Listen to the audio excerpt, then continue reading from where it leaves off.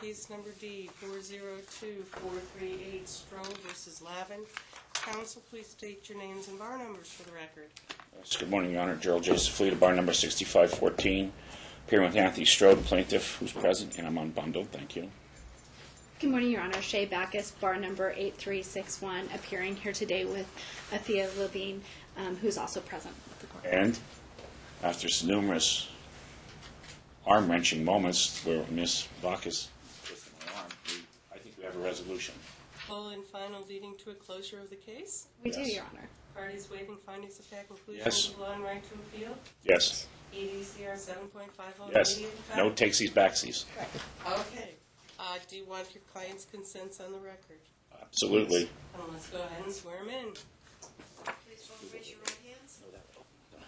You and each of you do solemnly swear that the testimony you are about to give in this action shall be the truth, the whole truth, and nothing but the truth, so help you God. I do.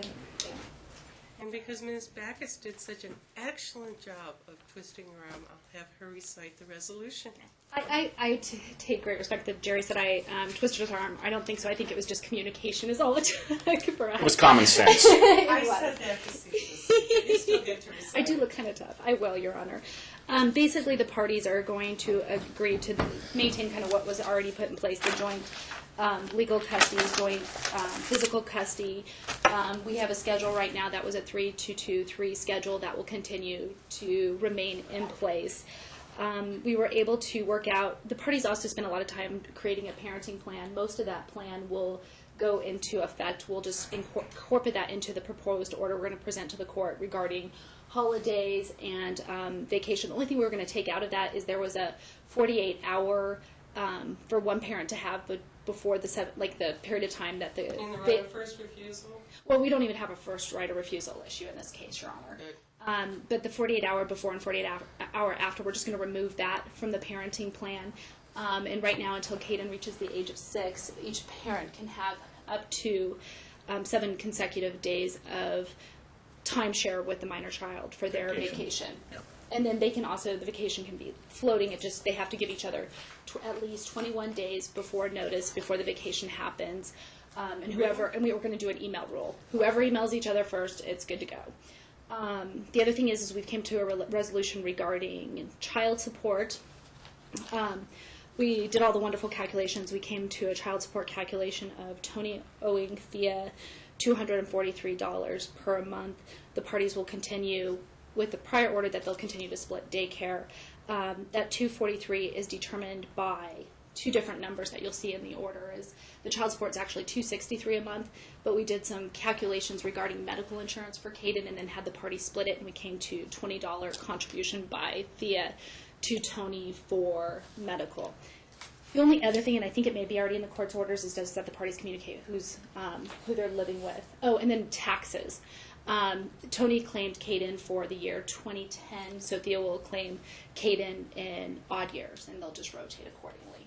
Did I miss anything? Well, the only thing is, I don't know if it's in a previous order. Pardon me, Your Honor. Has the 30-30 rule been put in here yet? Yeah.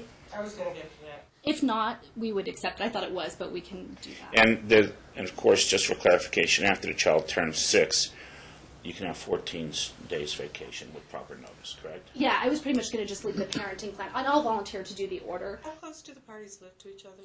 I don't know. I think 7 miles. 7 Oh, miles. that sounds further than I thought they lived. I mean, feel free to consider by the time that Caden starts school to live in the same school district so you don't have a problem. You might even decide which school is the best in the city, such as it is, and both agree to live in that school zoning, so you never have to fight over it.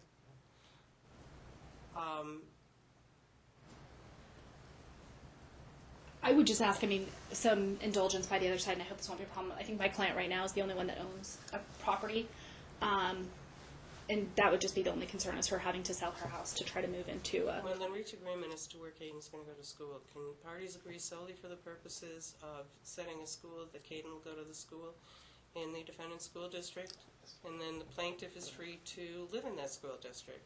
Hopefully it's a good school district. We would only reserve the right to send them to a better school if you want to pay for private school.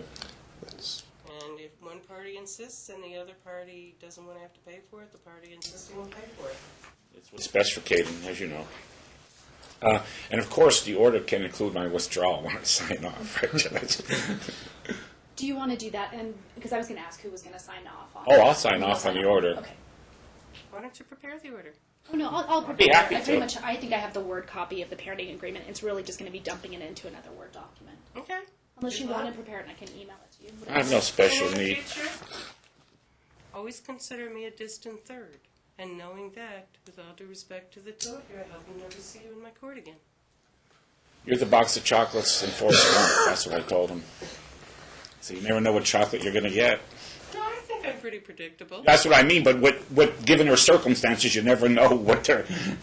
No, you I'm are. a distant third. You talk to each other. That's This was what all we done do. with pure common sense. So. Good. Thank you, counsel.